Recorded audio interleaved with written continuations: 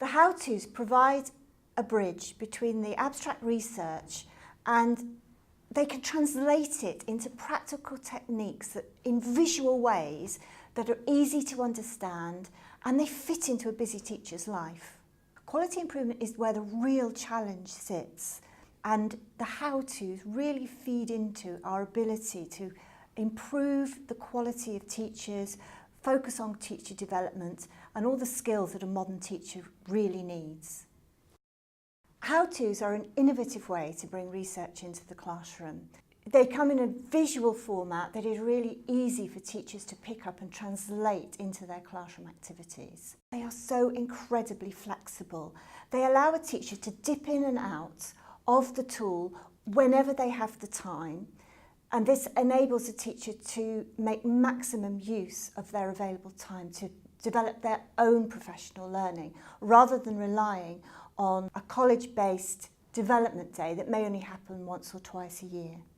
Unlike training days that are attended by everybody in quite large groups, the how-to enables the individual member of staff to investigate tools and techniques that are in a quite private way. So something that they might not have been confident to express as an issue or an area they wanted to develop in front of their peers, they actually can find a private way to experiment and develop their own professional knowledge.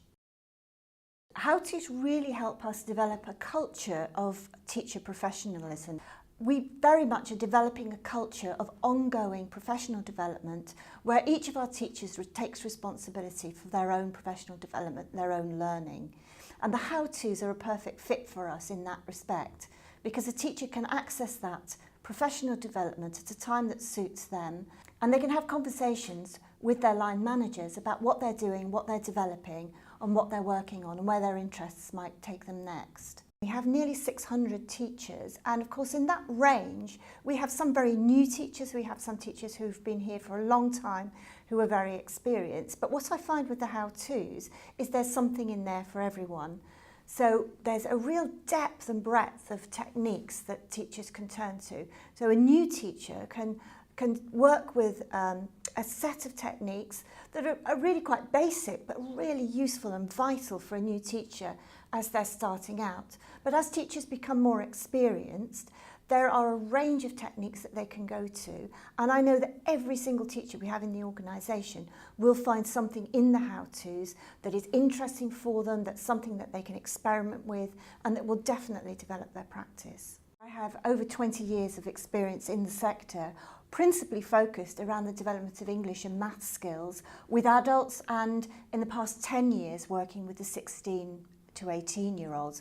I have a huge amount of experience and understanding of what the issues and what the barriers are. I've worked with the Education and Training Foundation on a number of projects related to the leadership and management of English and maths, and I've contributed to the Making Maths and English Work for All report that came out a couple of years ago as an expert witness. I think across the sector we've experienced real challenges around the delivery of English and maths, and from my experience I think maths has probably been the harder of the topics to crack and to get really good positive results from. Our experience here of using the how-tos, with how-tos such as Got It or visual instruction plans, it's really enabled teachers who are very good mathematics teachers, but to focus in on the real clever techniques that they can work with their post-16 learners on to enable these learners to really make progress in maths where they had got stuck beforehand. The how-tos enable professional learning to take place right throughout the year at the point in time when the teacher is ready for that learning and it is relevant to that teacher to experiment with that learning. What we found here is that the how-tos are applicable across all sorts of different cultures. For instance, we use them here in England, but also in our colleges in Saudi Arabia, where they have been absolutely amazing in developing the skills amongst the teachers who are working over there. We have 30 faculty managers who are responsible for line management, but also very specifically the development of the teaching staff. And what the how-tos do is enable consistency and collaboration through the skills exchange and through using the nudge facility. And in terms of the the levels that you can use the how-tos at, we've not found that there's any barriers to using them at all sorts of different levels.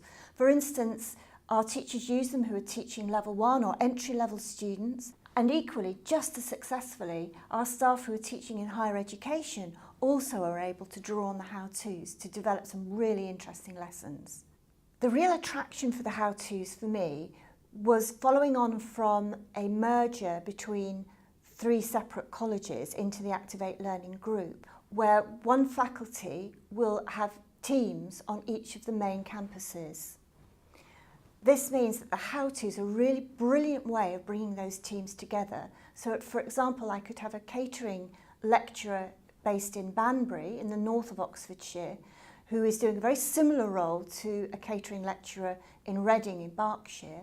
But by using the how-tos, these lecturers can communicate with each other, they can talk to each other about what skills they're developing, they could share it around their specific context, but also, equally, they can share their knowledge with other lecturers of different campuses who are interested in developing the same techniques. And what's really important for us is to have a shared terminology, a shared understanding of the terms, so that the communication really works between our teams. The real value is also that because this is online, it's really accessible to everybody, and we're building up the knowledge of our teaching staff, but all using a common taxonomy, if you will, between everybody, so that we understand the language that we're using. And it's building a culture within the organisation of shared understanding, of shared terminology.